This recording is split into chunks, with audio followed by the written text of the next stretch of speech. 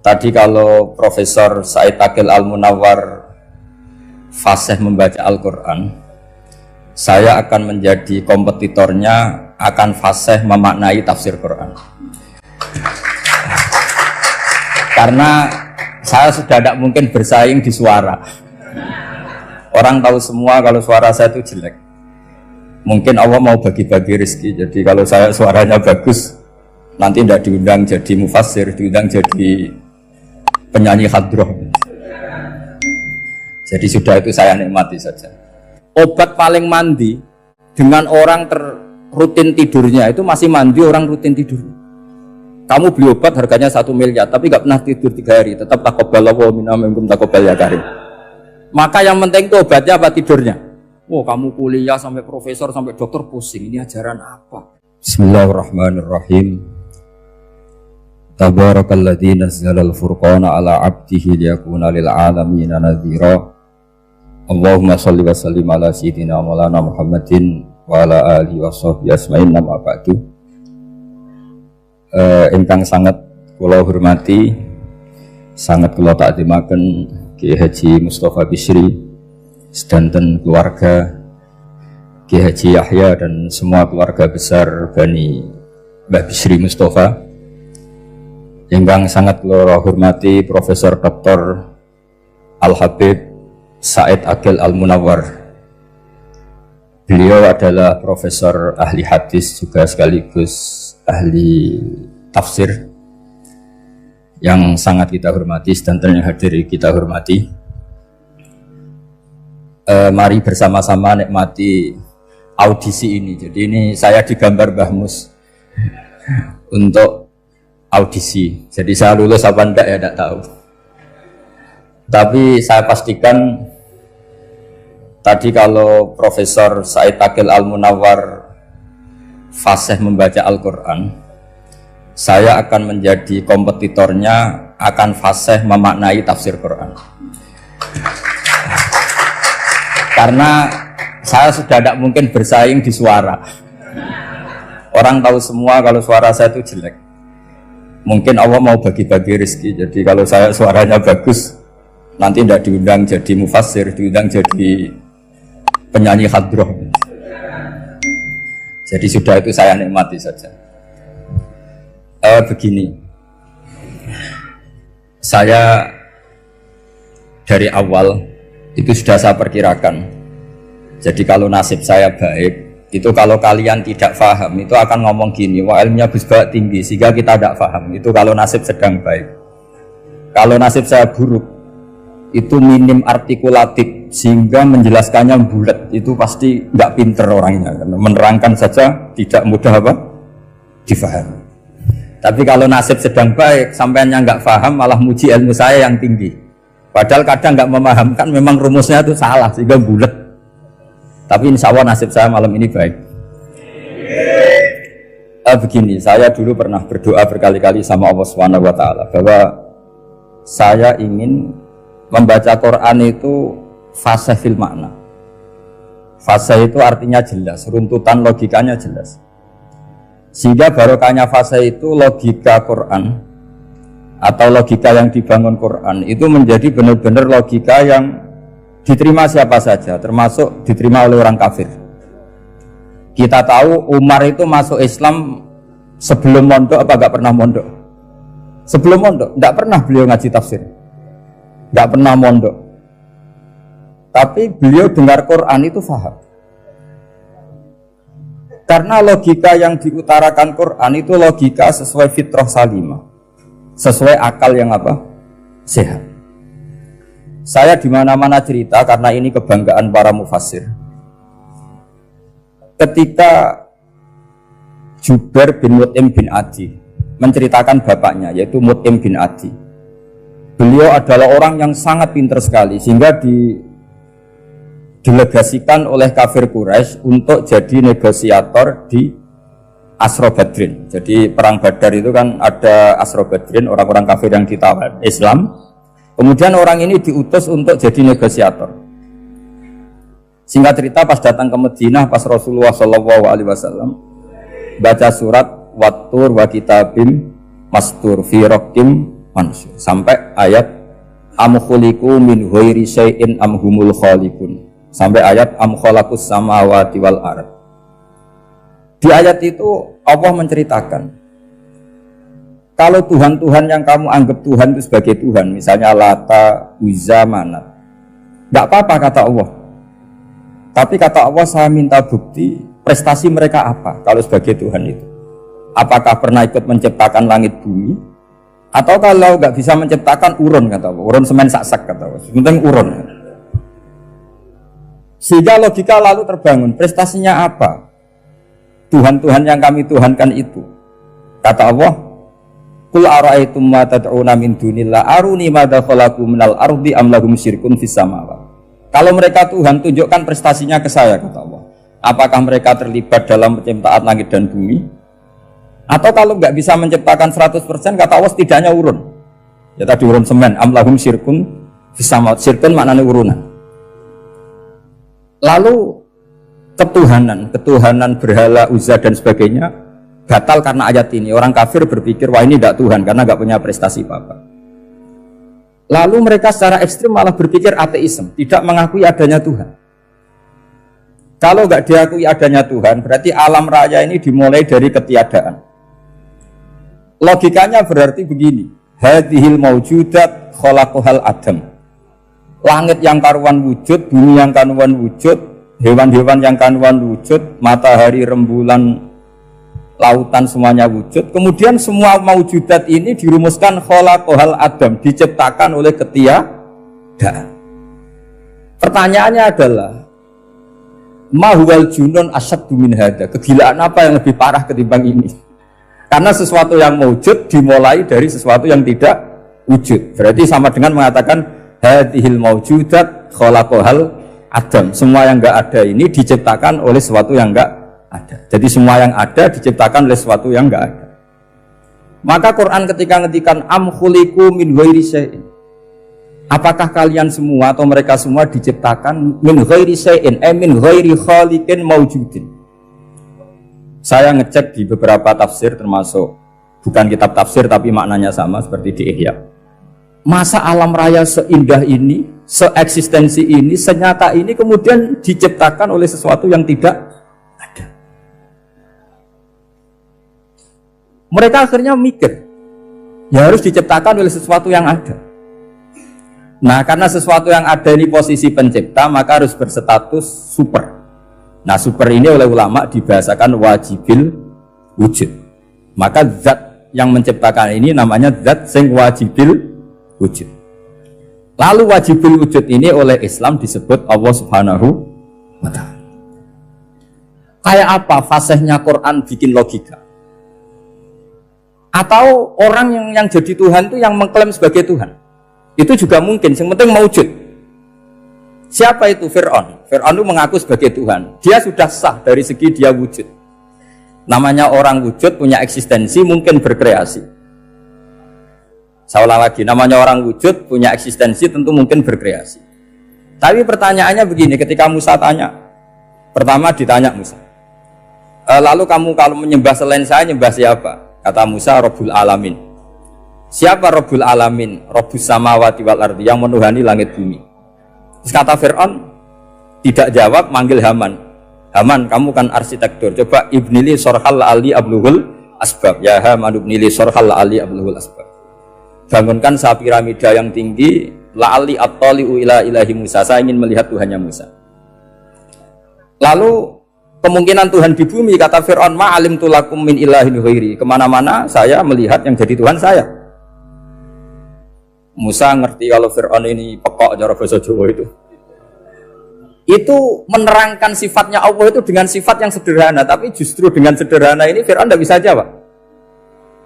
Terus Nabi Musa ganti argumentasi, Rabbukum wa Rabbu abaikumul awalin. Yang nuhani nenek moyang kamu, leluhur kamu. Itu terperangah, kagetnya bukan main Fir'aun. Karena para umatnya, para punggawanya lalu berpikir, kalau ini Tuhan, berarti buyut-buyutnya nggak ada Tuhan. Kan Tuhannya datang terlambat. Makanya Pak Jokowi kalau dituduh PKI gak terima. Saya ini lahir tahun berapa gitu. Pas ada PKI itu masih 4 tahun. Masa ada PKI balita? Ini enggak, ini ada Tuhan Tuhan balita, Tuhan terlambat. Pertanyaannya adalah kalau Fir'aun itu Tuhan, lalu bapaknya, mbahnya, buyutnya Tuhannya siapa? Makanya ketika Allah disifati Nabi Musa, Rabbukum wa Rabbu abaikumul awwalin, yang nuhani nenek moyang kamu, itu kagetnya bukan? Dan semenjak itu banyak punggawa Fir'aun yang iman. Ini yang akhirnya nanti jadi waqala rajulun mu'minum min ali fir'auna yaktumu imana, atau yang menjadi ayat wajah rajulun min aqsal madinati yas'a. Kenapa mereka menjadi iman? Karena logika Fir'aun Tuhan itu gugur, runtuh bisori khil hujjah, dengan logika yang sangat transparan. Jadi ini perlu belajar tauhid. Jadi kalau sampean sudah kalah suara, jangan kalah logika. Kalau sudah kalah suara, kalah logika, jangan kalah tinggal mendengar saja kok tidak paham bambune gitu. Jadi ini sering saya utarakan. Makanya banyak ulama mengatakan fasihu ibaratil Quran itu bukan sekedar notnya atau sajaknya, kalau boleh dibilang saja, tapi karena runtutan cara berpikirnya. Maka kelihatan sekali di tema-tema Quran. Ketika nyifati Allah Rabbus samawati wal ardi tidak mengalahkan Fir'aun, justru dengan sifat yang ringan Rabbukum wa Rabbu abaikumul awwalin bisa mengalahkan Fir'aun. Nah, kenapa sekarang orang tidak fasih baca Quran? Karena tadi perangkat itu tidak cukup.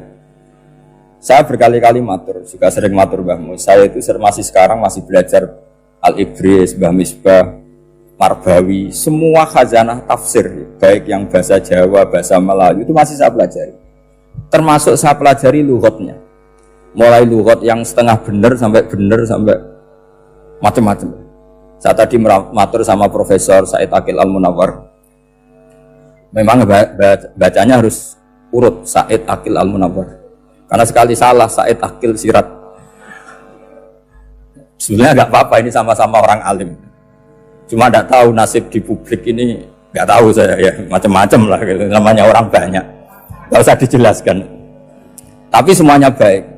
Saya pernah ketemu Pak Said Aqil Sirat itu bilang gini, Gus, orang jadi wali itu sebabnya dua. Mungkin kalau kayak jenengan banyak pecintanya, yang doakan banyak. Kalau saya banyak yang benci, wah itu ngirangi dosa gitu kan. Batin dasar wong alim bener loh. Jadi beliau nikmati memang itu. Karena babanya beliau itu sama dengan babah saya yang dari keluarga Kudus. Buyut saya itu kakaknya buyutnya Pak Said Aqil. Jadi makanya jangan pernah benci orang alim. Orang alim bulet atau kayak opo itu masih aja punya alasan. Saya itu dengar Kiai Bisri, cerita Kiai Bisri itu tidak ada yang serius. Dulu ketika ada polemik Haji yang Mu'alim, itu orang kumpul semua di sini. Kata Kiai Bisri, sudah nunggu Mbah Fadl. Mbah Fadl sudah di rumah. Ngiranya orang itu ya Mbah Fadl rawuh dileteh. Setelah lama Mbah Fadl tidak datang. Loh Kiai Bisri, Mbah Fadl tidak datang. Lah ya di rumah. Lah mana kok tidak ada? Ya di rumahnya sendiri. Karena beliau tidak pernah bilang di rumahnya. Orang saja yang kepikiran kalau itu rumah leteh. Itu mirip seperti guyannya Rasulullah SAW. Nabi itu kalau guyon itu tidak pernah bohong. Makanya di tiba itu disebut wayam zahu walayakul ilahakon. Nabi itu ya guyon, tapi tidak pernah bohong. Yang bohong kan khayal kamu. Masyhur itu ada orang sepuh sowan Nabi. Di kitab saya itu perempuan, tapi di beberapa kitab lelaki. Saya tidak tahu pastinya berapa. Biasanya ahli hadis mentahmilkan taat dudul kisoten atau taat dudul wakiaten. Oke, kita bayangkan itu perempuan. Ya Rasulullah, saya ini tergesa-gesa, nanti takut kemalaman. Ini orang sepuh. Jadi jangan kamu bayangkan Nabi suami wong ayu nom nanti jadi hop. Orang sepuh. Oh di sini aja, tidak usah tergesa-gesa pulang kata Rasulullah. Nah nanti gimana, saya jalan kaki ya Rasulullah sampai kampung saya itu nanti malam. Kata Nabi, la ahmilan naki alab hinnaqo. Santai saja, nanti tak pinjemin anaknya unta. Kata perempuan tadi, ma fa'altu bibnin naqo. Apa yang bisa saya lakukan dengan anaknya unta? Sudah, tenang saja kata Nabi. Setelah mau pulang, disiapkan unta, ya unta tua, unta layak dinaikin. Ya Rasulullah, ini kok unta tua? Katanya anaknya unta. Nabi dengan santai, oh masih tua ya anak unta. Jadi itu menafsirkan anaknya unta cilik itu kan pikiran kamu kan. Sebetulnya anak unta itu ya tua pun anak unta. Maka saya itu yang termasuk bangga. Nasib saya nanti insya Allah kayak Gus Mus, kayak Gus Dur. Sampai tua dipanggil Gus. Tapi saya niatnya lebih buruk. Supaya nanti kalau saya salah pantas ngijek Gus. Tapi dalam kompetisi kadang Gus itu kalah. Itu dulu di Pondok Sarang itu kalau ke WC itu antri. Itu yang di WC didodok. Supaya cepat keluar. Ayo cepat keluar, saya Gus. Dikira teror Gus itu yang di WC menjadi takut. Yang dalam WC gak kalah, saya malah kiai. Iya. Jadi memang kacau, kalau sudah logika itu kacau. Tapi di Ihya kitab yang populer dikaji di pesantren, itu ada babnya. Qadiyat itu pengarang tentang betapa wajibnya takdim sama Rasulullah. Tapi punya bab mizahun Nabi, guyonan-guyonannya Kanjeng. Cuma Nabi seninya tadi wala yaqulu illa haqqan. Meskipun guyon itu enggak pernah bohong, itu butuh seni itu. Bohong apa guyon tapi tidak pernah bohong. Tapi umatnya ada saja yang pernah niru, ya termasuk Ki Bisri tadi. Sudah nunggu Mbah Fadl, sudah di dalam. Ketika ditunggu ternyata ya dalamnya Mbah Fadl sendiri, bukan di dalam apa? Leteh. Ada seorang raja yang gemar kawin karena orang Arab gemar kawin. Itu setiap ada perempuan cantik ingin dinikah. Nikah itu masih baik, jadi sama ndak usah anti. Soal kamu dengki sama orang poligami itu ya hasud gitu. Yang layak biar poligami, asal ada yang mau dan siap-siap ada tambah satu, hilang satu. Biasanya gitu. Singkat cerita dia itu cinta sama seorang perempuan. Nah perempuan itu ditanya-tanyakan sama pemuda situ ajudan dia. Gimana saya boleh nikah itu? Jawabannya tadi kaifa tankihuha wa qad ra'aitu qabbalaha rajul. Kok kamu nikahi gimana? Saya pernah melihat dia itu dicium seorang lelaki. Kamu itu seorang raja, masa nikahi perempuan yang pernah dicium seorang lelaki? Wah itu miso-miso raja. Udah enggak. Saya ini raja muslim soleh, masa nikahi orang yang pernah dicium lelaki? Suatu saat si pemuda ini menikahi perempuan itu. Mangkelnya bukan main, karena dia saingan sama raja, gak mungkin menang. Satu-satunya menang itu bikin hoax tadi itu. Ini cerita ini di Ithaf, di sarahnya Ihya. Kamu kira ini di cerita Alfu Yaumin wa Lailatin Abu Nawas, enggak, ini cerita di Ithaf. Kitab yang sangat sakral karena sarahnya apa? Ihya. Setelah nikah, maki-maki raja. Orang tidak punya harga diri, perempuan pernah dicium orang kok dinikahi. Tadri mandalikar rajul, kamu tahu siapa lelaki itu? Huwa abuha, itu bapaknya. Oh terlajan wasem, enggak ngerti gitu. Jadi apa? Kiai-kiai dulu itu rileks. Sehingga saya datang ke sini ketika diminta sama Mbak Mus. Sebenarnya nggak diminta, diperintahkan. Karena pasti pakai agak-agak otoriter gitu. Karena di atas kita, jauh di atas kita. Mbah Mun guru saja manggil beliau Lek. Karena kita tahu Mbah Mus punya ibu, ibunya itu binti Khalil Harun. Mbah Khalil itu, saya punya manakibnya banyak tentang Mbah Khalil Harun. Jadi beliau itu adiknya Umar Harun. Mbah Umar Harun itu dulu alim-alimnya Ki Sarang, setelah Mbah Ghazali itu Mbah Umar Harun. Termasuk Mbah Khalil Harun yang ngaji sama kakaknya Umar Harun.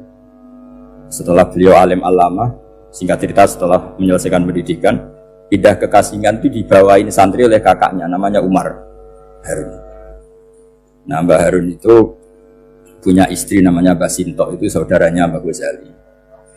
Makanya Mbah Mun manggil Mbah Mus itu Lek, karena Mbah Mun ke Mbah Ghazali itu Mbah Mun Nyai Mahmudah binti Ahmad. Ahmad ini bin Su'aib. Su'aib ini juga menantunya Mbah Ghazali. Terus Mbah Ghazali, berarti Mbah Mun dari Mbah Ghazali generasi kelima. Kalau Mbah Mus kira-kira ya Mbah Mus, Nyai Bisri, Mbah Khalil. Nah Nyai Sinto ini sudah saudaranya apa? Mbah Ghazali. Berarti Mbah Mun dengan Gus Mus itu kalah satu tokoh di urutan nasab. Makanya manggil apa?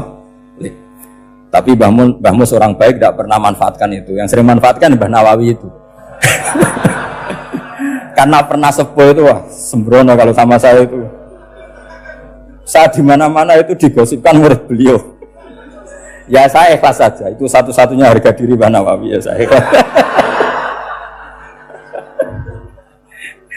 Saya ikhlasnya. Jadi karena memang saya manggil beliau juga memang pernah nyembah.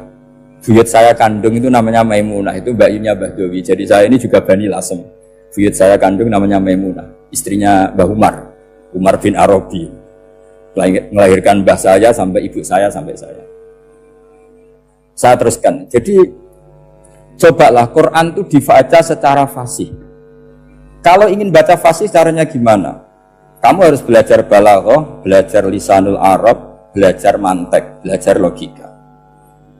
Kalau logika itu tidak sampai, cari muhalnya. Ini fatwanya Said Robdan Al-Buti, juga fatwanya semua ulama usul fikih. Saya ulang lagi ya, kalau logika kamu nggak paham, cari sisi muhalnya.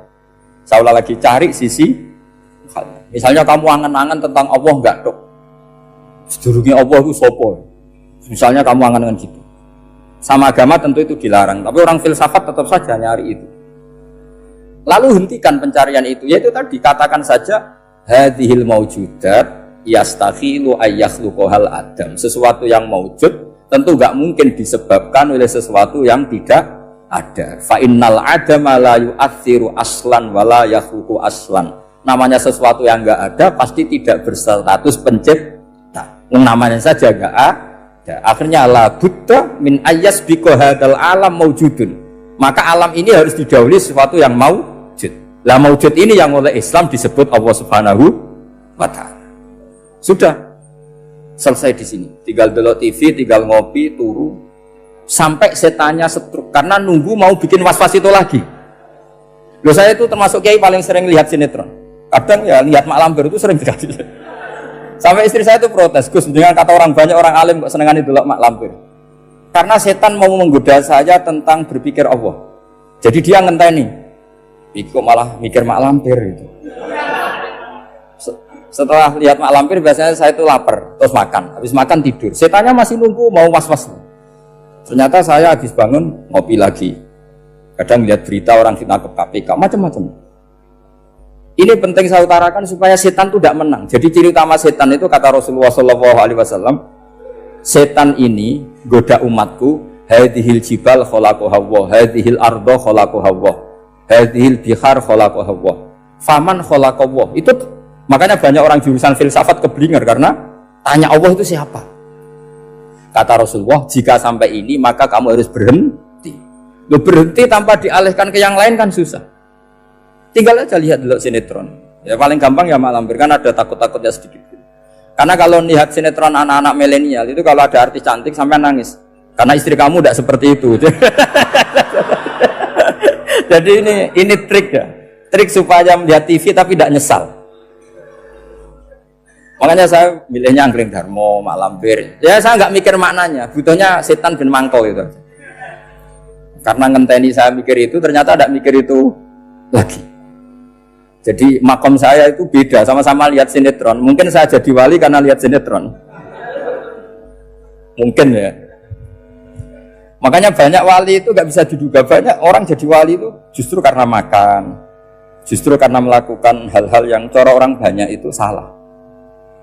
Itu Abu Yazid Al-Bustami itu pernah tanya sama Allah. Kak Paman nggak usah bayangkan caranya tanya gimana. Enggak wali ya enggak tuh. Sudah enggak usah tanya itu. Tanya gini, ya Allah, orang seserdup saya dalam ibadah sedekat ini sama jenengan. Lalu saingan saya dekat jenengan masuk surga itu siapa? Sama Allah ditunjukkan orang yang tidur. Itu tidur yang. Ya teman kamu yang tidur di kamar. Enggak terima Bu ya, ini gimana kok bisa setingkat saya orang tidak tidur itu. Yang saya ibadah terus istighfar terus. Tapi jawabannya Allah nih. Wah ibadah terus itu mergo wedi aku. Jadi kan nganggep aku itu rodok-rodok jahat gitu. Iki tuh ratu mergo yakin aku apian, mulane ditinggal turu. Jadi sampean jangan tiru makom saya ketika tidur. Itu punya kelas khusus. Tapi jangan tiru, ini cerita saja. Sampean ndak harus niru. Karena sampean kalau niru itu harus ada Abu Yazidnya. Abu Yazid sudah nggak ada. Tapi itu ilmu. Ilmu yang cocok ndak cocok harus kita kaji. Saya tadi jagungan sama beliau, sama Profesor Said Akil Al-Munawar. Beliau cerita sebetulnya sekolahan saya itu tentang usul fikih, tapi terkenal saya Profesor Tafsir. Tapi saya suka ilmu usul fikih, meskipun korbannya ya banyak. Biasanya orang jadi liberal gara-gara ya usul Oke, sebenarnya nggak perlu dipikir lah itu macam-macam.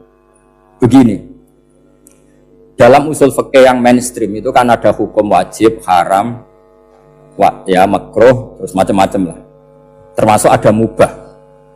Mubah itu boleh dilakukan, boleh ditinggalkan. Dalam ilmu usul fikih sebetulnya definisi mubah boleh dilakukan, boleh ditinggalkan itu salah. Karena begini, setiap Anda melakukan sesuatu yang mubah, pasti di saat itu meninggalkan sesuatu yang haram. Saya ulang lagi ya. Ithma min mubahin illa wa yatahaqqaqu bihi tarku haramimma. Semua teks di lubul usul seperti itu. Memang saya hafalkan karena ini cara saya jadi wali yang mudah murah. Ithma min mubahin illa wa yatahaqqaqu bihi tarku haramimma. Fayatahaqqaqu bisukun tarkul qatli wa bisukut tarkul qadzaf. Terus beliau membuat sekian contoh. Hukum mubah itu kata ulama yang lain kan boleh dilakukan, boleh ditinggal. Itu tidak benar. Mubah itu ya wajib. Karena setiap kita melakukan mubah, maka saat itu berarti kita meninggalkan barang haram. Coba orang tidur artinya apa? Tidak zina, tidak maling, tidak selingkuh, tidak mabuk. Sampean di pondok nikmati jagungan, rokokan, ngopi. Artinya nikmati rokok, nikmati kopi. Tidak menikmati tontonan di bar.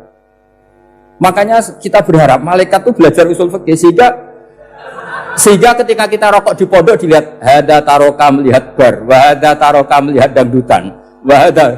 Jangan sampai malaikat bilang gini, dasar kere rakra delok. Itu repot kalau sampai bergerak gitu. Nah, kalau mubah itu artinya tarkul haram. Tarkul haram itu wajib apa sunat? Wajib kan? Berarti setiap orang melakukan mubah hakikatnya melakukan wajib dan itu artinya dapat pahala. Salah sampean ngaji nira khatam, jadi ngelakoni mubah itu mengira tetap mubah. Maka berbahagialah orang yang ngajinya khatam. Makanya setahu saya kiai Mbah Mun ya sering guyon. Setahu saya Mbah Mun kalau ketemu Mbah Mus ya guyon terus. Guyonnya ini adalah waminal qutbi kata Imam Ghazali. Qutbu hadaddin al-istilzad bil mubahat. Poros agama ini pada akhirnya adalah nikmati sesuatu yang dibolehkan Allah Subhanahu. Orang itu kalau fasik, mau makan siang aja kalau nggak ditemani perempuan cantik nggak bisa makan. Mau jalan-jalan kalau nggak ditemani perempuan cantik nggak bisa jalan-jalan. Kalau kiai-kiai itu enggak. Gujlok-gujlokan gue seneng ira karuan. Dulu terkenalnya Kiai Bisri, Kiai diundang katanya mau ada menteri. Ternyata menterinya ya beliau tidak masak antok sih. Karena maknanya menteri itu pembantu presiden. Semua kita adalah bantu presiden terlaksananya kedamaian itu. Loh iya kan? Saya berkali-kali ngomong di mana-mana. Apa artinya menteri pertanian kalau kita tidak nanam padi? Mbok pinternya kayak apa tetap nggak ada ketahanan pangan. Sekarang menjadi ketahanan pangan itu rumusnya menteri apa karena petani mau nanam padi?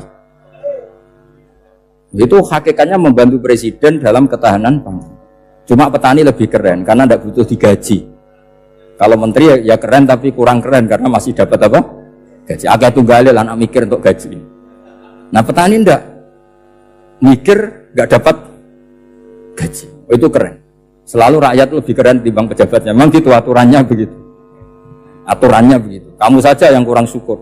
Jadi rakyat tuh gremeng, enak jadi menteri. Ya sudah itu hak kamu. Tapi saya tidak berpikir seperti itu. Maka saya ulang lagi ya. Kenapa saya ngomong seperti ini? Supaya tadi saya sudah bilang, saya sudah nggak menang dalam suara, harus menang dalam logika. Karena ini audisi, ini audisi. Di kabar Mbah Mus nanti yang menang siapa tidak tahu. Tadi Pak Muat, sekarang saya, kemarin Gus Zofur nggak tahu saya. Nanti masuk nominasi apa nggak tahu. Begini, kalau artinya fi'lul mubah itu tarkul haram, saya ulang lagi. Kalau fi'lul mubah itu artinya tarkul, maka mubah ini spesial spesialnya. Sehingga Allah kadang ngendikan sederhana sekali. Wa min ayatihi manamukum billaili wan nahar. Termasuk ayatnya Allah adalah kamu ditakdir tidur malam hari maupun siang hari. Kalau kamu nggak malam hari, subuh hari, pagi hari, siang hari. Kenapa dihitung wa min ayatihi? Sekarang kalau ada pakar medis, pakar kesehatan bilang, ini kalau kurang istirahat mati, kalau kurang istirahat jantungan. Berarti tidur adalah menghilangkan penyakit jantung. Obat paling mandi dengan orang rutin tidurnya itu masih mandi orang rutin tidurnya. Kamu beli obat harganya 1 miliar, tapi nggak pernah tidur 3 hari, tetap taqabbalallahu minna minkum taqabbal ya karim. Maka yang penting itu obatnya apa tidurnya? Tidurnya yang dibantu obat. Tapi kalau obat tok gak dibantu tidur, masih sakit. Berarti penting mana tidur sama obat? Karena penting tidur wamin ayatihi. Orang kayak sampean sering delok YouTube, delok gambar macam-macam. Barokah mana dengan tidur? Wong nak melek mripate delok macam-macam. Barokah tidur. Jadi tidur adalah perlawanan terhadap keinginan melakukan haraman. Ya, saya ulang lagi, tidur itu adalah perlawanan terhadap keinginan melakukan keharaman. Jadi kalau mau tidur nyati gini, ya Allah, siap tidak berangan-angan tentang maksiat terus tidur. Itu wamin ayatihi. Jangan kok gak di duit terus ngombe sing akeh ben iso ngantuk. Wah ini tidur yang untuk melawan kemiskinan. Supaya lupa utangnya tidur, lupa kasusnya itu tidak akan jadi wali yang seperti itu. Kalau jadi wali tak gugat ya. Nah, sehingga karena mubah itu tarkul haram, Allah itu sering menghitung ibadah yang super itu halal mubah. Misalnya Allah ngendikan kulu washrobu, kamu harus makan. Sekarang gini, jaga kesehatan itu wajib enggak? Wajib. Kalau saya tidak sehat tidak bisa ngaji di sini. Apalagi Mbah Mus kalau nggak sehat ditunggu orang se-Indonesia fatwanya. Dan di antara cara sehat kamu harus makan. Kalau nggak makan sakit. Lalu makan dengan posisi menyehatkan orang yang bisa fatwa, bisa mulang, bisa macam-macam. Posisi ini super apa tidak super? Super. Maka Allah kadang sederhana ngendikan ibadah itu kulu wasrobu jom kowe yo mangan yo. Tapi ayat ini menjadi tidak hebat kalau dibaca orang tidak pernah ngaji, tidak pernah ngaji usul fikih. Pangeran piye toh? Di rumah ngongkon mangan kowe dikongkokno kulu. Wis ora usah ngono ya wis mangan. Rusak Quran kena makna niku rusak. Kamu tahu superiornya ayat kulu wasrobu kalau belajar fa inna fi'lal mubah berarti tarkul haram karena saat melakukan mubah artinya tarkul haram. Dan tarkul haram itu penting. Sekarang gini, merusak diri sendiri haram apa enggak? Haram. Untuk supaya tidak rusak kamu harus makan. Berarti makan wajib apa sunat? Wajib. Lho sing haram itu kalau tulung piring dintekno. Nah, dengan cara pemaknaan seperti ini, Quran akan superior. Bahkan di ayat-ayat yang kelihatannya sederhana, kulu washrobu, wala tusrifu. Ketika Nabi Musa dimenangkan mengalahkan Fir'aun, itu Allah firman pertama gitu, kamu harus makan mimma rozaqnakum. Cuma syaratnya wala tatghaw fihi fayakhilla alaikum ghadab. Kalau kamu berlebihan nanti dapat ghadab saya. Nah, khawatir saya kalau ilmu ini sudah hilang, terus ayat-ayat yang biasa tentang kemanusiaan dikira biasa. Padahal ayat ini super, misalnya nikah. Nikah itu oleh Allah, perempuan yang kita nikahin, itu oleh Allah disebut surga. Saya punya bukti, misalnya gini ayat ya, wala tangkihul musyrikati hatta yu'min, wala amatum mu'minatun khairum min musyrikati walau a'jabatkum. Terusannya ayat, wala tangkihul musyrikina hatta yu'minu. Wala abdu mu'minun khairum min musyriki walau a'jabakum. Terusannya ayat itu ulaika yad'una ilan nar. Para musyrikah yang ingin kamu nikahi karena mereka non muslim atau kafirah atau musyrikah itu hanya mengajak kamu masuk neraka. Maksudnya ngajak itu kan bisa saja kamu tertarik perempuan tadi sampai kompromi merubah akidah kamu. Terusannya ayat wa yad'u ilal jannah. Harusnya dengan perbandingan kamu jangan menikahi musyrikah. Logika perbandingannya kan wawaw yad'u ila nikahil mu'minah. Saya ulang lagi, harusnya muqabalahnya kan wawaw yad'u ila nikahil mu'minah. Allah mengajak kamu supaya menikahi mu'minah. Tapi kata mu'minah sama Allah diganti wawaw yad'u ilal jannah. Allah mengajak kamu masuk surga. Ila nikahil mu'minah. Artinya gini, setiap kamu hubungan intim sama istri kamu, itu adalah menjadi kamu tidak zina. Jadi kalau kamu tidak zina, barokahnya istri kamu ini penopang kamu masuk surga. Makanya Rasulullah pernah ditanya, ibadah itu apa saja? Nabi secara ringan diantara jawabannya, wa fi buti ahadikum shadaqah. Sudah kamu ngumpul istri kamu itu ya ibadah. Terus kata sahabat-sahabat, ya Rasulullah ayati ahaduna syahwatahu wa walahu ajrun. Yang benar saja Rasulullah, masa urusan gitu dapat pahala gitu. Nabi jawabannya ya enteng, alai salawaduha fi haramin aka'ana ali wisrun. Kalau dia salah yang dikeloni kan ya dosa. Berarti kalau ngeloni yang benar juga pahala. berarti istri kamu itu jannah surga. Cuma jannah yang agak aneh karena rewel itu agak aneh. Jadi itu jannah yang agak aneh. Maka supaya jannah ini tidak aneh, kata Rasulullah itu cara bersuami istri itu, kata Rasulullah, halla jariyatan tula ibuka wa tula ibuka. Sebagian riwayat, halla jariyatan tudhohikuha wa tudhohikuka. Kamu cari perempuan yang gampang guyon, gampang rileks. Mula abah itu rileks, mutohaka ya rileks. Saya berkali-kali cerita, saya ini termasuk orang yang nggak pernah diskusi penting sama istri saya. Karena takut tegang. Biasanya kalau tegang itu yang suaminya kalah. Jadi saya itu nggak pernah diskusi penting. Saya kemarin mau ke Pasuruan ya, mau ke Peloso itu ditanya, mau kemana? Ya tidak tahu. Terus pulangnya kapan? Ya nggak tahu. Wong kok rohan. Ya saya senang saja. Nggak roh itu artinya kan bodoh. Orang bodoh itu nggak mukallaf, artinya nggak dosa kata saya. Jadi saya ngambil hikmahnya saja. Anda tahu? Ditakoi kok jawabannya tidak jelas. Orang jelas itu misteri. Memang dunia itu penuh misteri. Pokoknya tak itu. Pokoknya yang kira-kira itu jadi tidak penting. Rasulullah itu kalau debat sama istrinya ya milah gitu, milah mula abba mutohaka. Saya punya sekian cerita betapa Rasulullah itu rileks ngadepin cemburu-cemburunan. Sayyidah Khadijah tentu orang yang super bagi Rasulullah. Sampai ketika adiknya Sayyidah Khadijah, kalau nggak salah namanya itu Halah itu, kalau datang itu Rasulullah itu menjamu karena mengingatkan suara Khadijah. Kalau muji Khadijah itu sudah langit Rasulullah. Sehingga Aisyah itu cemburu. Bagaimana Anda selalu muji Khadijah? Waqad abdalakallahu khairan minha. Allah mengganti yang lebih cantik ketimbang Khadijah dan lebih muda. Maksudnya Aisyah. Kenapa masih muji yang sudah meninggal? Tua lagi kan. Gantian Sayyidah Fatimah yang tersinggung karena ibunya ditua-tuakan. Itu ketika Fatimah cemburu, mangkelnya sama Sayyidah Aisyah. Mangkel manusiawi loh. Enggak usah kamu jadi Syiah terus benci Aisyah itu. Karena kalau kamu jadi benci Aisyah berarti kamu nganggap Aisyah itu salah. Dan itu efeknya di Rasulullah, berarti Rasulullah milih istri yang salah. Makanya kita ini madzhabnya ahli sunnah. Abu Bakar tidak mal'un. Kenapa tidak mal'un? Kalau kamu bilang Abu Bakar mal'un berarti Rasulullah salah pilih teman. Umar tidak mal'un karena Rasulullah pasti milih teman yang benar. Begitu juga milih istri yang benar. Dalilnya tidak usah jauh-jauh. At-thayyibatu lit-thayyibi. At-yabut thayyib tentu Rasulullah. Berarti istrinya pasti thayyibah. Jadi madzhab ahli sunnah dalam madzhab sing jelas-jelas min baini farsi wa damil labanan khalisan sa'iwal lisyari. Jadi kalau kamu cari logika gampang saja. Nabi itu thayyib, bahkan at-yabut thayyib. Padahal kata Allah at-thayyibatu lit-thayyibi. Ya jelas ya. Jadi ini tidak usah dimasukkan hati tentang konfliknya Aisyah dan Fatimah, itu biasa saja. Yang satu bela ibunya, yang satu bela dirinya. Sebenarnya Aisyah itu nggak niat ngeritik Khadijah, ingin diperhatikan Rasulullah saja. Terus ketika Sayyidah Fatimah matur ya Rasulullah saya supaya ngalahkan Aisyah itu gimana? Karena ibu saya sudah meninggal, ya memang cantik dia, muda dia, dan tahu betul orang kalau Nabi itu sangat mencintai Aisyah. Kata Rasulullah, bilang gini saja, tetap hebat ibu saya, karena ibu saya dapat Rasulullah rondo untuk Joko. Kowe ayu kaya apa iku untuk dudo. Jadi rileks saja Rasulullah.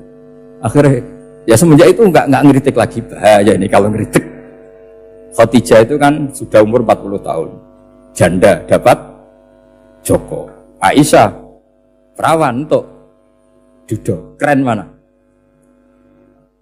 Keren Khadijah. Jadi tidak semua masalah itu Nabi itu menyelesaikan cara ekstrim. Nabi itu biasa mula apa? Santai rileks. Nah, kalau para mbak-mbak ini ingin jadi surga yang enggak aneh, syaratnya jangan rewel, karena di surga itu enggak boleh ada orang rewel. Tapi kalau enggak rewel sementara suami kamu enggak benar, ini namanya goblok. Maka kata Mbah Mun kalau ngijazahi santri-santrinya, "Cung bojomu kudu rewel, enggak ngono fakir," kata Mbah Mun. Tapi santri yang di belakang gremeng, "Iya, Mbah, nak fakir, nak jantungan mati." Makanya sering itu.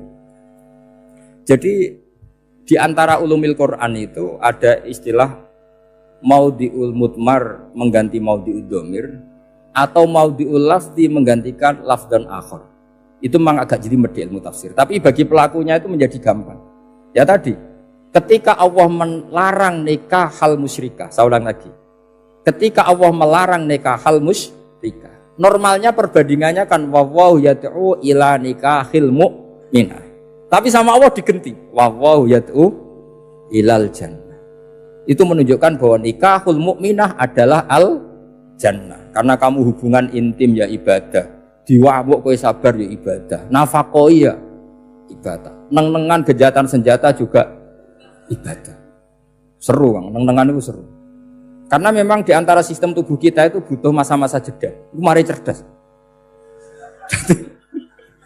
Karena tubuh kita ini tidak hanya butuh seneng, tapi juga butuh susah. Susah itu melahirkan kearifan. Jajal bojomu tahu minggat, mesti kearifan kamu meningkat. Jadi minggat itu ya penting. Nikmati saja. Loh, ini saya nggak ngajari keburukan. Memang seperti itu.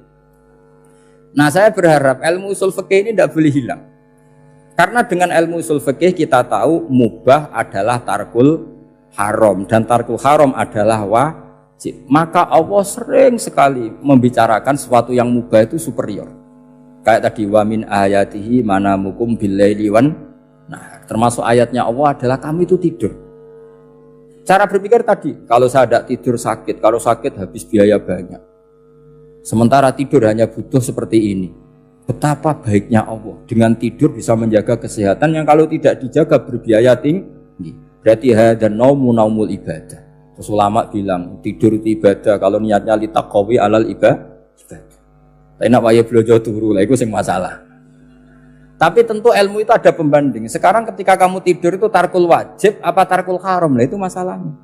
Seringnya kamu itu tarkul wajib. Waya mulang turu. Waya ngantor wong kerja turu. Lah itu tarkul haram atau tarkul wajib? Tarkul wajib. Kalau tarkul wajib berarti status tidur kamu haram. Sudah pinter ini sudah maju ini sudah maju.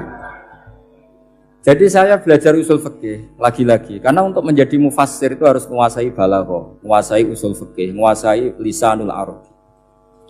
Nah, lisanul arabi yang sering saya contohkan berkali-kali. Saya punya kitab namanya Ar-Risalah. Orisinil karangannya Imam Syafi'i. Saya baca beberapa kali hatam. Juga saya beberapa kali bacakan santri.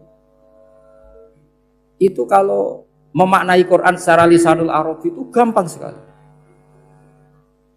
Gampang sekali. Ketika Imam Syafi'i mengatakan kamu boleh tayamum ketika bepergian dan saat bepergian itu tidak menemukan air. Syaratnya kamu tolabul ma', cari-cari dulu. Ketika ditanya sama ashabus Syafi'i, kenapa harus cari-cari dulu? Jawabannya enteng. Li'anna Allah ta'ala yaqul falam tajidu ma'an wala yuqalu liman lam yatlub lam yajid. Karena Allah ngendikan kemudian kamu tidak menemukan air. Di mana-mana tidak menemukan setelah mencari. Kalau belum mencari namanya tidak tahu. Jadi dari kata falam tajidu ma'an kemudian kamu tidak menemukan. Tidak menemukan berarti apa? Setelah mencari. Sehingga beliau mensyaratkan dicari-cari dulu baru berkesimpulan tidak menemukan. Nah, setelah tidak menemukan kamu baru boleh tayang. Segampang itu ilmu usul fikih di depan Imam Syafi'i. Ulumul Quran dianalisis dengan usul fiqh. Ketika ditanya, kenapa Anda mensyaratkan nikah itu pakai wali? Ayatnya apa? Kalau hadisnya jelas, la nikaha illa biwaliyin mursyidin. Ayatnya apa? Imam Syafi'i secara enteng baca ayat fala ta'duluhunna ayyankihna azwajahunna idza tarawdu bainahum bil ma'ruf. Jika wanita yang kamu waleni, saya ulang lagi, jika perempuan yang kamu walikan, misalnya kamu punya anak yang umur 20 tahun ingin nikah sama seseorang. Seseorang ini layak. Ya misalnya kiai ya apal alfiyah. Tadi kata Mbah Mus itu muridnya Mbah Khalil alfiyah diwolak-walik apa? Saking seringnya belajar alfiyah kata beliau sampai santri apal alfiyah wolak-walik tapi ra roh carane jamak kosor. Karena dulu pondoknya mau pondok nahwu. Jadi kayak di ngelirap itu. Tonggone nganti apal fa'ala yaf'ulu fa'lan. Cinone wis apal saking bedino itu ujiane ra selawatan. Fa'ala yaf'ulu fa'lan wa ma fa'lan wa huwa fa'ilun. Jadi pondok ya macam-macam. Itu saat tadi sampai mana itu? Tentang apa? Wali nikah tadi. Di bab fikih, saya ulang lagi di bab fikih. Itu kata Allah, jika perempuan yang kamu walikan itu ingin nikah, fala ta'duluhunna, jangan kamu larang. Kata Imam Syafi'i, kalau seorang wali tidak punya hak mewalikan, maka larangan jangan menghalangi itu tidak ada gunanya. Misalnya gini, Zaid itu tidak punya utang saya. Saya ulang lagi, Zaid tidak punya utang saya. Memang ini ilmu logika. Zaid tidak punya utang saya. Terus sampean bilang ke saya gini, Gus Bah, Zaid ojo tagih. Itu omongannya wong aneh apa enggak? Aneh kan? Tapi kalau Zaid punya utang saya 1 juta, terus kamu menasihati saya, Gus, Zaid ojo tagih. Benar apa enggak? Wali itu punya hak melarang.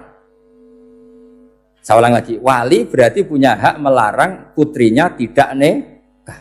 Sehingga diperintahkan Allah, kamu jangan pernah melarang. Berarti punya hak melarang. Kayak tadi, Gus ojo tagih, berarti aku dia hak nagih.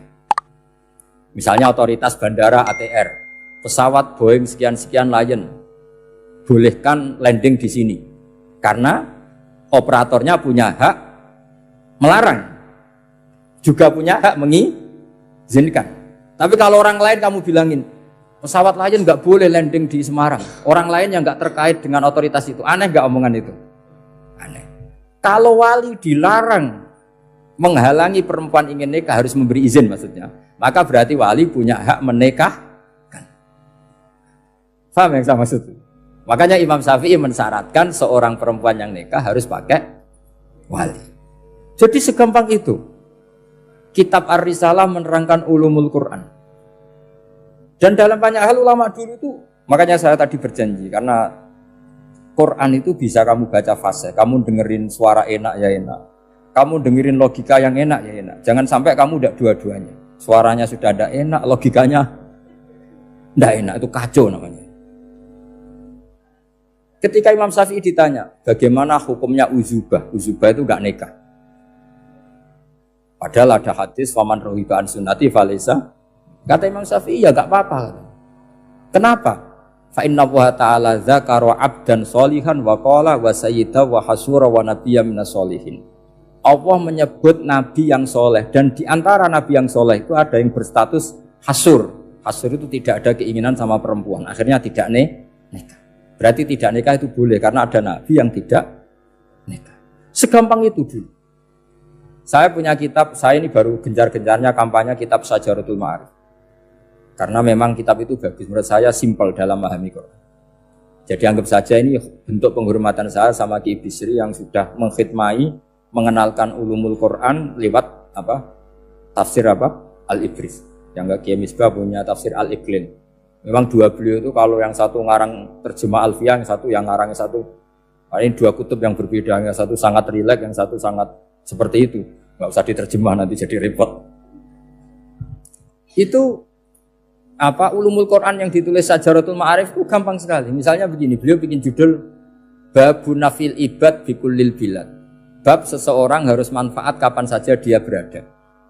Itu terus beliau qala ta'ala wa ja'alani mubarakan ainama kuntu. Ciri utama para nabi itu ngendikan wa ja'alani mubarakan ainama kuntu. Saya dijadikan di mana-mana itu berkah. Jadi seseorang hidup harus di mana-mana manfaat. Terus ketika beliau ngendikan babun la yutrakul haqqu li ajril batil, bahwa kebenaran tidak boleh ditinggalkan hanya karena ada banyak kebatilan. Beliau terus ngendikan inna sofal marwata min sya'airillah faman hajjal baita wa atamara fala junaha alai ayat tawafa bihim. Jadi di Sofa itu ada berhala namanya Isaf. Di Marwah ada berhala namanya Nailah. Atau sebaliknya, pokoknya Isaf dan Nailah. Terus sahabat kalau mau sa'i itu merasa dosa karena harus melewati berhala-berhala itu. Sehingga mereka tanya, ya Rasulullah, saya ini tetap tawaf enggak? Padahal di tempat-tempat itu ada berhala. Terus kata Allah, tetap tawaf. Nah, tetap tawaf ini artinya apa? Melakukan barang hak meskipun di situ banyak kebatilan. Itu manhajnya para orang-orang alim kita. Mbah Mus itu ya berkawan sama orang yang macam-macam. Kamu tidak usah ngeritik, itu fikihnya sudah kelas tinggi. Fikihnya tuh la yutrakul haqqu li ajlil batil. Saya di mana-mana cerita. Saya punya kitab namanya Khilyatul Auliya wa Tabaqatul Asfiya. Itu syarat kamu kalau daftar wali harus punya kitab itu.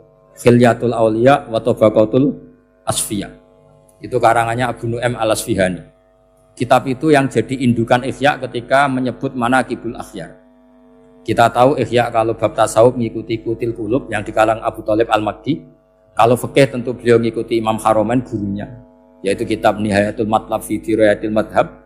Kalau Manaqibul Akhyar beliau ngikuti kitab Khilyatul Auliya. Dan ngikuti itu penting kalau dalam tradisi kiai. Gak boleh seorang kiai kok mikir sendiri. Namanya mustakil. Kalau mustakil itu mubtadi', bikin tatanan baru dalam agama.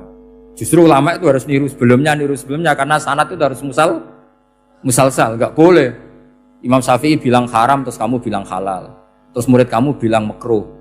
Terus muridnya kamu ya pokoknya khilaful aula. Gak boleh gaya-gayanan gitu. Kalau di kampus plagiat itu dilarang, kalau di pondok itu wajib. Makanya banyak kalau tes itu ngerpek, karena belajar itu tanpa batas katanya. Lu kok ngerpek? Mboten ya, jadi belajar kapan saja. Jadi mboten ngerpek, mutolaah pas tes. Kacau tuh santri itu. Mutolaah tapi pas apa? Tes. Itu dalam kitab Khilyatul Auliya diterangkan. Uniknya rawinya itu siapa? Sufyan bin Uyainah, orang yang sangat khusyuk. Gurunya Imam Syafi'i. Kita tahu Imam Syafi'i punya guru zaman di Mekah itu namanya Muslim bin Khalid Az-Zanji. Dalam hadis ngikuti Sufyan As-Sawri sama Ibnu Uyainah. Tapi beliau intisabnya lebih ke Imam Malik ketika ngaji apa? Muwatta. Terus beliau punya guru usul fikih namanya Muhammad bin Hasan Asy-Syaibani. Itu Sufyan bin Uyainah dalam kitab itu diceritakan. Pernah suatu saat Isa sama Yahya, ini supaya saya tahu fikihnya Mbah Mun, fikihnya Mbah Mus. Isa sama Yahya itu satu nabi yang sama-sama muda, yang satu angkatan. Saya berkali-kali cerita, nabi yang satu angkatan itu ada 3, tapi yang 2 ini nggak level, yaitu Ibrahim dan Lot. Tapi nggak level karena Lot itu adalah pernah keponakan siapa? Ibrahim. Musa dan Harun, tapi Harun itu nggak levelnya Musa karena dia jadi nabi berdasar proposal Nabi Musa. Jadi Nabi Musa itu alsak, agak pelak. Sehingga beliau kalau menjelaskan kesulitan, terus pakai jubir. Makanya kemarin-kemarin itu ada wali yang kalau ngomong pakai apa? Jubir. Akhirnya Nabi Musa ngendikan apa? Waj'alli waziran min ahli Haruna akhi usdud bihi azri wa asyrikhu fi amri. Ya Allah, saya ini lisannya agak pati fasih. Tolong Harun sing huwa afsahu minni lisanan. Yang lisannya lebih fasih tolong jadikan nabi. Sama Allah dituruti, Harun jadi apa? Nabi. Tapi yang dapat wahyu Musa, jadi dia hanya jubir. Makanya seangkatan tapi tidak level. Yang seangkatan level itu hanya Yahya dan Isa. Nabi Isa kita tahu berstatus wa yukallimun nasa fil mahdi wa kahla. Jadi mulai kecil sudah pinter. Nabi Yahya ya gak kalah keren. Ya Yahya khudil kitab bi quwwah wa atainal hukma sabiyah. Ketika kecil sudah pinter. Jadi ini rivalitas dalam ilmu. Makanya khilaf itu penting. Jangan gontok-gontokan, berarti ratau ngaji. Khilaf itu penting. Nabi Yahya itu kalau jalan-jalan sampai Nabi Isa, itu yang Nabi Yahya mesti tanya, Aina khiyarun nas, rumahnya orang baik mana? Saya mau nginep di situ. Mesti tanya gitu kalau di satu perkampungan yang beliau-beliau sedang jalan-jalan. Tapi kalau Nabi Isa tanyanya aneh, Aina syirarun nas, wong sing elek-elek manggoni nang ndi. Akhirnya ini kan terjadi debat, tapi karena sama nabinya ya tidak debat kusir terus kubu-kubunan kosong berapa sama kosong berapa, enggak, ini sama ya sama-sama kosong-kosong, sama-sama orang ikhlas itu kosong-kosong. Sama lama terus debat kecil. Kenapa kamu tanya aina khiyarun nas? Mana orang-orang baik? Jawabnya Nabi Yahya, ya kumpul orang baik itu enak, nyaman, teduh, enak lah. Nah kamu kenapa kok tanya mau nginep di aina syirarun nas? Ana nabiyun, ana tobibun, udawil mardo. Saya ini dokter, nabi itu dokter. Di mana-mana dokter menyembuhkan yang sakit. Kalau Anda peneliti penyakit, cari daerah yang banyak endemik penyakit apa yang daerah sehat? Daerah yang kena endemik penyakit. Tapi problemnya Anda sendiri berpenyakit dan kalau ke situ tambah nemen. Itu. Ya sama. Kalau kamu kira-kira tidak kuat ya jangan kumpul orang yang seperti itu. Kamu tidak kuat kan? Malah katut. Tapi fikih-fikih kiai-kiai kita, guru-guru kita, berteman orang macam-macam tenang saja. Karena mereka kekuatan kesalehannya sudah absolut, sudah kuat sekali. Ya tentu bi'aunillah wa bitaufiqih. Sehingga kamu tidak usah meki para guru-guru kita. Saya pernah didhawuhi Mbah Mun. Ya Jong, ya aku wis ketemu Megawati. Piye-piye Indonesia kudu damai. Engko nak tukaran yo repot. Jane yo piye, aku yo kiai. Artinya beliau harus ketemu karena untuk supaya Indonesia itu damai. Beliau anggap saja makili religius, Bu Mega makili apa? Nasional. Dan Indonesia damai itu kalau ada kerjasama antara kaum nasionalis dan kaum apa? Religius. Jadi yang namanya damai itu penting sekali. Sampai Rasulullah itu pernah berdamai sama orang yang jelas-jelas kafir. Apalagi Indonesia belum sampai seperti itu. Yaitu kita tahu dalam Sulhul Hudaybiyah, Nabi berakad damai sama Suhail bin Amr, padahal kafir. Nah, kalau kamu Qur'annya sudah seperti itu, maka Qur'an itu punya kekuatan yang luar biasa. Ketika Sayyidina Ali konflik sama Sayyidina Muawiyah, itu dirumuskan kita berdamai. Setelah kita berdamai, terus ada pertanyaan begini. Lalu orang yang sedang konflik itu nak ketemu raine, roh raine wis ra seneng. Ning dinggon jenenge konflik ketemu raine wis ra seneng. Oke, kita pakai mediator, kata Sayyidina Ali. Akhirnya Sayyidina Ali pakai mediator, Muawiyah pakai mediator. Terus orang Khawarij bilang, dalilnya apa mediator itu? Enggak ada Qur'annya. Itu orang Khawarij. Sama enggak usah tanya, kalau orang sekarang yang apa Gus? Wah itu mari fitnah, itu provokator berarti tanya gitu. Singkat cerita, terus Sayyidina Ali itu agak marah. Karena beliau terbentuk oleh Qur'an. Itu spontan Sayyidina Ali baca ayat wa in khiftum shiqaqa bainihima fab'atsu hakaman min ahli wa hakaman min ahliya. Jika suami istri menghadapi konflik, di mana-mana konflik roh raine kan gak seneng. Maka yang keluarga lelaki kirim mediator, yang keluarga perempuan kirim. Terus dari Sayyidina Ali, wa ummatu Muhammad a'dhamu min amri rajulin wa imra'atin. Umatnya Muhammad lebih serius ketimbang urusan lelaki dan perempuan. Wong suami istri saja kalau konflik butuh mediator, apalagi hadhil ummah. Segampang itu mereka istidlal. Jadi mediator dalilnya mana ya? Dalilnya wa in khiftum shiqaqa bainihima fab'atsu hakaman min ahli wa hakaman min ahli. Dulu Quran itu seperti itu. Nah sekarang problemnya Quran itu tidak dikaji seperti itu, sehingga fasihul ibarat atau fasihul akli atau balaghatut ta'aqqul itu enggak ada. Makanya saya ini pengagum kitab Ibnu Hajar al-Asqalani yang nyarai Bukhari.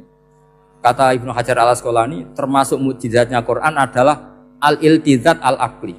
Akal itu menjadi nyaman. Itu uniknya yang dicontohkan seperti ngaji saya malam ini. Misalnya Allah ngendikan am khuliqu min ghairi syai'in, yang namanya maujudat tentu diciptakan sesuatu yang maujud. Karena akal akan tersiksa ketika dicekoki gini. Hadhil maujudat khalaqahal adam. Tersisa enggak akal kamu sebagai orang waras dicekoki pikiran hadhil maujudat khalaqahal adam. Ini maujudat disebabkan oleh ketiadaan. Mesti kowe ra iso turu. Barang rono iso gawe iku piye? Nah ini yang dimaksud dalam ilmu tasawuf ala fi dzikrillah tatmainnul qulub. Jadi cara tenangnya hati itu macam-macam. Nak wong toreko wis wong kon wiridan. Nak koyo kula rada ahli akal wis meneng. Alhamdulillah di pangeran sing wujud. Berarti hadil maujudat khalaqahal maujud. Berhubung maujud ini pencipta berstatus super. Super itu dalam agama disebut wajibul wujud atau musabbibul asbab atau kausa primamboh lah sauni-uni. Sing penting itu ora hadil maujudat khalaqahal adam. Makanya kata beliau, Nabi itu bukan sekedar jamal suratan, ganteng secara perawakan secara fisik enggak, tapi juga Nabi punya jamalul akal. Akalnya itu nyaman. Yaitu kita disuruh iman dengan sesuatu yang memang kita nyaman. Seperti kita disuruh iman bahwa alam ini diciptakan oleh Allah, oleh al-mawjud yang super. Kan terus nyaman. Coba kalau kamu diajarin Islam, alam ini yakini yang menciptakan adalah ketiadaan. Wow, kamu kuliah sampai profesor, sampai dokter pusing. Ini ajaran apa? Sesuatu yang tidak ada menyebabkan sesuatu yang ada. Yaitu namanya termasuk ajaran ini indah karena ada al-iltizat al-akli. Kenyamanan apa? Berpikir. Karena terusnya. Ya saya kira demikian, ini audisinya selesai. Assalamualaikum warahmatullahi wabarakatuh.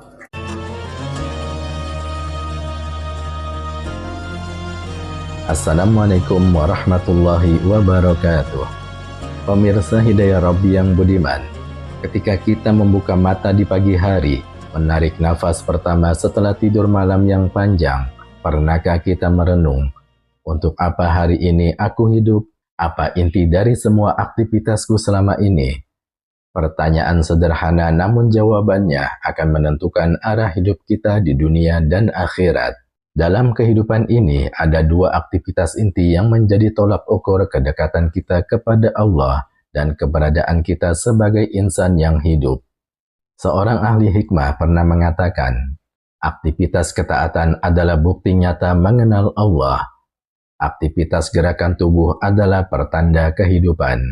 Dua pernyataan ini meski tampak sederhana di permukaan, sesungguhnya mengandung samudera makna yang mendalam dan luas tidak terhingga. Ia bukan sekedar rangkaian kata, melainkan penuntun arah bagi jiwa yang ingin hidup dengan makna, bukan sekedar bertahan dalam rutinitas tanpa arah. Kedua aktivitas ini ibarat dua nafas kehidupan yang menghidupkan ruh dan raga manusia. Yang satu menghubungkan kita dengan langit melalui ketaatan, dan yang satu lagi menjejakkan kita kokoh di bumi melalui gerakan yang penuh manfaat. Betapa sering kita melihat orang yang tampaknya hidup, namun hakikatnya kosong. Ia bergerak namun tidak tahu kemana arah langkahnya. Ia sibuk namun lupa tujuan dari kesibukannya. Maka dua aktivitas inti ini datang sebagai pengingat bahwa hidup harus punya pondasi ruhani dan juga aksi nyata. Ibarat pohon yang rindang, ia butuh akar yang kuat, ketaatan, dan ranting yang menjulang, gerakan, agar mampu menaungi dan memberi manfaat. Mari kita telusuri lebih dalam satu persatu dengan hati yang terbuka dan niat yang tulus, agar kita menemukan kembali esensi kehidupan yang sejati. Pertama, aktivitas ketaatan adalah bukti nyata mengenal Allah. Pemirsa Hidayah Rabbi yang budiman, setiap kita tentu ingin menjadi hamba yang dekat dengan Allah, yang mengenalnya dengan sebenar-benarnya. Tapi bagaimana caranya kita menunjukkan bahwa kita mengenal Allah? Bukan cukup hanya dengan ucapan, bukan pula sekedar dengan pengakuan di hati, karena sejatinya pengenalan yang sejati kepada Allah akan melahirkan ketaatan yang tulus. Allah Subhanahu wa Ta'ala berfirman dalam Al-Quran yang artinya, sesungguhnya orang-orang yang takut kepada Allah di antara hamba-hambanya hanyalah ulama. Quran Surat Fatir ayat 28. Ayat ini menunjukkan bahwa pengenalan kepada Allah yang disebut juga sebagai ma'rifatullah tidak akan mungkin sempurna tanpa disertai rasa takut, tunduk, dan taat kepadanya. Ma'rifatullah bukanlah sekedar pengetahuan intelektual, melainkan pengalaman batin yang mendalam, yang menggetarkan hati dan menggugah jiwa untuk tunduk sepenuhnya kepada Sang Pencipta. Pengenalan seperti ini tidak akan membiarkan seseorang tinggal diam dalam ketidakpedulian, melainkan akan menggerakkannya untuk menjalani hidup dengan penuh kehati-hatian, keikhlasan, dan pengabdian. Karena hanya dengan taat kita membuktikan bahwa hati kita benar-benar telah mengenalnya bukan sekedar dari buku atau ceramah, tetapi dari kedalaman rasa yang dibentuk oleh iman dan pengalaman spiritual. Ketaatan menjadi bukti paling nyata bahwa cinta kepada Allah bukan hanya di lisan, tetapi hidup dalam setiap detak jantung dan gerak tubuh kita. Ibarat seorang kekasih yang selalu ingin menyenangkan yang dicintainya, maka seorang hamba yang mengenal Allah pasti akan mencari cara untuk selalu berada dalam ridhonya. Dalam dunia yang begitu sibuk dan penuh godaan ini, menjaga ketaatan adalah perjuangan. Namun, justru dalam perjuangan itu, kita menemukan nilai sejati dari iman. Ketika seseorang lebih memilih sholat ketimbang tidur, lebih memilih jujur daripada untung sesaat, lebih memilih menundukkan pandangan daripada memuaskan hawa nafsu, disitulah tampak pengenalan yang hakiki kepada Allah Subhanahu wa Ta'ala. Sebab mengenal Allah adalah mencintainya, dan mencintainya berarti memprioritaskannya di atas segala-galanya. Maka marilah kita bertanya kepada diri kita masing-masing, sudahkah pengenalan kita kepada Allah menghasilkan ketaatan yang kokoh, ataukah kita hanya mengenalnya secara teori tanpa dibuktikan dengan amal dan pengorbanan? Pemirsa Hidayah Rabbi yang budiman, jadikan ketaatan sebagai jalan pulang kita kepada Allah, karena hanya melalui jalan itu, hati akan damai, hidup akan berkah, dan akhir perjalanan kita akan bermuara pada ridhonya. Lihatlah bagaimana Nabi Ibrahim alaihissalam menunjukkan pengenalannya kepada Allah ketika diperintahkan untuk meninggalkan putranya di padang gersang Mekah. Beliau taat. Ketika diperintah untuk menyembelih Ismail, beliau pun berserah. Ini bukan sekedar ketaatan buta, melainkan karena beliau mengenal Allah, percaya pada rencananya dan yakin bahwa segala perintahnya pasti baik. Rasulullah Shallallahu Alaihi Wasallam juga bersabda, ketahuilah bahwa dalam jasad ada segumpal daging. Jika ia baik, maka seluruh jasad akan baik, dan jika ia rusak, maka seluruh jasad akan rusak. Ketahuilah itu adalah hati. Hadis riwayat Imam Bukhari dan Imam Muslim. Hati yang mengenal Allah akan menggerakkan seluruh anggota badan untuk taat. Tidak mungkin seseorang benar-benar mengenal Allah, namun masih enggan melaksanakan sholat, enggan menunaikan zakat, dan menutup telinga dari seruan kebaikan. Pemirsa Hidayah Rabbi yang budiman, ada kisah mengharukan tentang seorang pemuda di zaman Rasulullah Sallallahu Alaihi Wasallam. Namanya adalah Abdullah bin Umar. Ia sangat taat dan sangat berhati-hati dalam menjalankan perintah Allah. Bahkan ketika seekor kambing miliknya hendak dijual dan majikannya menyuruhnya untuk mengatakan bahwa kambing itu sehat, padahal sebenarnya pincang, ia berkata, "Tapi Allah melihatku." Kalimat itu keluar dari hati yang mengenal Allah Subhanahu wa Ta'ala. Yang kedua, aktivitas gerakan tubuh adalah pertanda kehidupan. Pemirsa Hidayah Rabbi yang budiman, kehidupan adalah gerak. Diamnya tubuh bisa jadi pertanda akhir dari kehidupan duniawi. Maka tidak heran jika tubuh yang terus bergerak dalam kebaikan menandakan kehidupan yang aktif, produktif, dan berkah. Allah Subhanahu wa Ta'ala tidak menciptakan manusia untuk bermalas-malasan. Dalam Al-Quran Allah berfirman yang artinya, Dialah yang menjadikan bumi itu mudah bagi kamu, maka berjalanlah di segala penjurunya dan makanlah dari rezekinya. Dan hanya kepadanya lah kamu kembali setelah dibangkitkan. Quran Surat Al-Mulk ayat 15. Gerakan tubuh dalam aktivitas sehari-hari, bekerja, membantu sesama, menuntut ilmu dan bersilaturahmi, semua itu adalah pertanda bahwa kita masih hidup dan ingin memberi manfaat. Bukankah Rasulullah Shallallahu Alaihi Wasallam pernah bersabda, sebaik-baik manusia adalah yang paling bermanfaat bagi manusia lainnya. Hadis riwayat Imam Ahmad. Lihatlah sahabat-sahabat Nabi, Umar bin Khattab radhiyallahu anhu, walaupun seorang pemimpin besar tetap berkeliling di malam hari untuk memastikan rakyatnya tidak kelaparan. Tangannya bekerja, kakinya melangkah, tubuhnya terus bergerak. Bukan karena tidak ada pembantu atau pasukan, tapi karena ia hidup dan kehidupannya penuh arti. Kita bisa bertanya pada diri kita, apakah tubuh kita bergerak dalam arah yang benar? Apakah kaki ini sering melangkah ke masjid? Apakah tangan ini terbiasa menolong orang lain? Apakah lisan ini sibuk dengan zikir atau justru sebaliknya? Gerakan tubuh bukan sekedar aktivitas fisik yang kasat mata, tapi ia adalah bahasa diam yang menandakan bahwa ruh kita masih terhubung dengan tugas dan amanah dari Sang Pencipta. Setiap langkah kaki, setiap ayunan tangan, bahkan detak jantung yang masih berdetak adalah bukti bahwa kita masih memiliki peluang emas untuk memperbaiki diri, menebar manfaat, dan mendekatkan diri kepada Allah Subhanahu wa Ta'ala.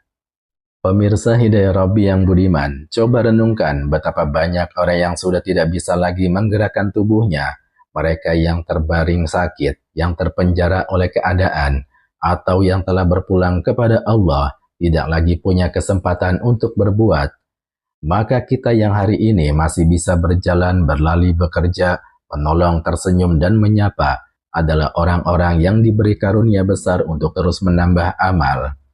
Jangan sampai tubuh ini menjadi saksi atas kelalaian kita. Gunakan tenaga yang tersisa untuk ibadah, gunakan kekuatan yang kita punya untuk menolong sesama, dan gunakan kesempatan ini untuk menjadi sebaik-baiknya manusia.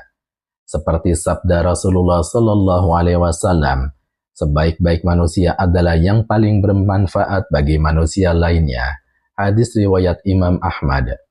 Pemirsa Hidayah Rabbi yang budiman, kehidupan ini adalah kombinasi antara hati yang mengenal Allah dan tubuh yang terus bergerak dalam kebaikan. Jika hanya mengenal tapi tidak taat, itu omong kosong. Jika hanya bergerak tapi tanpa arah, itu hanya kelelahan tanpa pahala. Dua aktivitas inti ini, ketaatan dan gerak tubuh, adalah penyeimbang hidup yang saling melengkapi, seperti dua sisi mata uang yang tidak terpisahkan. Ketaatan menghidupkan rohani kita, menautkan hati kepada Allah, dan memperhalus nurani, sementara gerakan tubuh membuktikan bahwa kita menghidupkan nilai-nilai itu dalam dunia nyata, menjadikannya manfaat bagi sesama dan sekitar.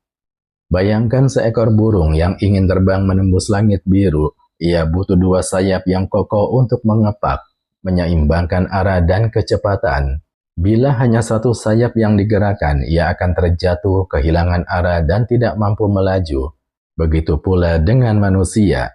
Tanpa ketaatan, hidup kehilangan makna ilahi. Tanpa gerakan tubuh, ketaatan tidak menemukan ekspresinya dalam dunia nyata. Pemirsa Hidayah Rabbi yang budiman, saat kita mampu menjaga keseimbangan ini, menjadikan hati terus bersujud dan tubuh terus bekerja dalam kebaikan, maka hidup kita akan melesat tinggi, menembus batas-batas dunia, menuju ridho dan rahmat Allah yang tidak terhingga. Inilah hidup yang berkah, inilah hidup yang layak dijalani. Maka marilah kita pastikan setiap langkah kita di bumi selaras dengan getaran ketaatan di hati. Setiap aktivitas kita bukan hanya rutinitas kosong, tapi menjadi saksi bahwa kita hidup dengan tujuan, meraih ridhonya, menebar rahmatnya, dan menjadi hamba yang benar-benar hidup di dunia dan akhirat. Mari kita hidupkan hati kita dengan ketaatan, dan hidupkan tubuh kita dengan gerakan yang penuh manfaat, sehingga setiap hari kita tidak hanya hidup, tapi benar-benar menghidupkan kehidupan yang diberkahi. Semoga kita termasuk orang-orang yang dikenali Allah karena taat dan dikenang manusia karena manfaat. Sesungguhnya orang-orang beriman, orang-orang yang berhijrah dan berjihad di jalan Allah, mereka itulah yang mengharapkan rahmat Allah, dan Allah Maha Pengampun lagi Maha Penyayang. Quran Surat Al-Baqarah ayat 218. Pemirsa Hidayah Rabbi yang budiman, jangan biarkan hari-hari Anda berlalu tanpa ketaatan dan gerakan, karena detik yang kita lalui adalah kesempatan yang takkan pernah kembali. Jadikan hidup ini sebagai persembahan terbaik kepada Allah Subhanahu wa Ta'ala. Teruslah melangkah, teruslah taat, karena itulah bukti bahwa kita mengenalnya dan benar-benar hidup. Wallahu a'lam bishawab. Wallahul muwafiq ila aqwamit thoriq. Wassalamualaikum warahmatullahi wabarakatuh.